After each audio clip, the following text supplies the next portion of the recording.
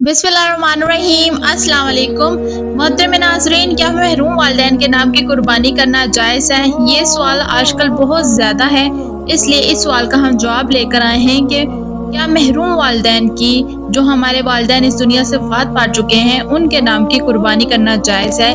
क्या उनके नाम की हम कुर्बानी करें तो उनको इसका सवाब पहुँचेगा? आपने इस वीडियो को मुकम्मल तफ़सील के साथ देखना है, वीडियो को स्किप करके नहीं देखना। इस्लाम में ईद उल अज़हा के मौके पर कुर्बानी एक अहम इबादत है। ये कुर्बानी हज़रत इब्राहीम अलैहिस्सलाम की सुन्नत की याद में की जाती है, जिन्होंने अल्लाह के हुक्म पर अपने बेटे को कुर्बान करने का इरादा किया। आज भी हम अल्लाह के हुक्म पर जानवर ज़िबा करते हैं ताकि इसकी रज़ा हासिल हो। कुर्बानी जिंदा शरीफ पर फ़र्ज है। इस्लामी फ़क़्ता के मुताबिक ईद की कुर्बानी सहाबा इस्ताद यानी जो माली तौर पर मुस्तहिक़ हो, इस पर वाजिब या लाज़मी होती है। लेकिन ये कुर्बानी जिंदा शख्स की तरफ से होती है, यानी अगर कोई शख्स जिंदा है और साबा नसब यानी कोई ज़कात देने के काबिल है तो इस पर कुर्बानी वाजिब है। महरूम वालिदैन के लिए कुर्बानी करना कैसा है? अगर कोई शख्स अपने महरूम वालिद या वालिदा के नाम की कुर्बानी करता है तो क्या ये जायज़ है? इस बारे में उलमा इकराम की क्या राय है? जी हाँ, महरूम वालिदैन के लिए कुर्बानी करना जायज़ है, बल्कि एक अच्छा अमल है, मगर ये कुर्बानी नफल कहलाती है, यानी अज़ाफ़ी ना कि आप पर वाजिब। अगर आपने अपनी वाजिब कुर्बानी कर ली है तो इसके बाद आप महरूम वालिद, वालिदा, दादा, दादी या किसी भी मुसलमान के नफली कुर्बानी कर सकते हैं। क्या इसका सवाब मरहूम वालिदैन को पहुँचता है? जी हाँ, जैसे सदका, नमाज, रोज़ा या कुरान ख़वानी का सवाब महरूम को पहुँचाते हैं, वैसे ही कुर्बानी का सवाब भी इनको पहुँचता है। नबी करीम सल्लल्लाहु अलैहि वसल्लम ने फरमाया, जब इंसान मर जाता है तो इसके अमाल ख़त्म हो जाते हैं, सिवाय 3 चीज़ों के: सदका जारिया, इल्म नाफिया, नेक औलाद जो दुआएं करे। यहाँ नेक औलाद की दुआएं में हर किस्म के नेक अमाल शामिल है। कुर्बानी भी एक नेकी है और इसका सवाब भी महरूम वालिदैन को पहुँचता है। नबी करीम सल्लल्लाहु अलैहि वसल्लम की सुन्नत। नबी करीम सल्लल्लाहु अलैहि वसल्लम खुद अपनी तरफ से, अपनी उम्मत की तरफ से कुर्बानी किया करते थे। बाज़ हदीसात में आया है कि आपने फरमाया, लिहाजा अगर आप अपने महरूम वालिदैन की कुर्बानी करते हैं तो ये अमल नबी करीम सल्लल्लाहु अलैहि वसल्लम की सुन्नत के खिलाफ नहीं बल्कि इससे मेल खाता है। कुर्बानी करने का हुक्म। अगर आप अपने वालिदैन या किसी महरूम के लिए कुर्बानी करना चाहते हैं तो आपको ये नियत दिल में करनी है कि ये कुर्बानी फ़लाँ महरूम के लिए है। ज़ुबानी नियत ज़रूरत नहीं बल्कि दिल की नियत काफ़ी है। जानवर वही होना चाहिए जो शरीयत दुरुस्त हो। बकरे की उम्र 1 साल हो, गाय या बैल की उम्र 2 साल हो, ऊँट की उम्र 5 साल हो।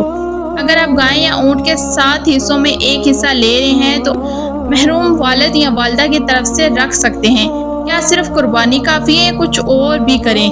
कुर्बानी एक बहुत अच्छा अमल है, लेकिन वालिदैन के लिए मज़ीद भी कुछ कर सकते हैं आप। इनके लिए दुआएं करें, सदका करें, कुरान पढ़ कर बख्शें, गरीब यतीमों को खाना खिलाएं, के अनफिनिश्ड काम करें, जैसे मिसाल मस्जिद की तमीर करें, किसी गरीब की मदद करें। आवाम में आजकल ये बहुत ज़्यादा सवाल रुजू पर है, जी हमारे जो वालिदैन वफ़ात पा चुके हैं उनकी कुर्बानी नहीं करनी चाहिए, इस्लाम में ये जायज़ नहीं है। ऐसा कुछ भी नहीं है। बाज़ लोग ये कहते हैं मरहूम के लिए कुर्बानी करना बदात है या कुर्बानी सिर्फ जिंदा के लिए है। ये बात दुरुस्त नहीं। उलमा का इजमा है कि कुर्बानी का सवाब अहले सवाब की नियत से किसी मरहूम को दिया जा सकता है। ये जायज़ और बाइस सवाब है। अलबत्ता ये ज़रूरी है पहले अपनी वाजिब कुर्बानी करें, फिर नफली कुर्बानी यानी वालिदैन या किसी मरहूम के लिए करें। ये मतलब है कि पहले आप अपने नाम की कुर्बानी करें। अगर आप अपने नाम की कुर्बानी कर रहे हैं या अपनी बीवी के नाम की कुर्बानी कर रहे हैं तो करें।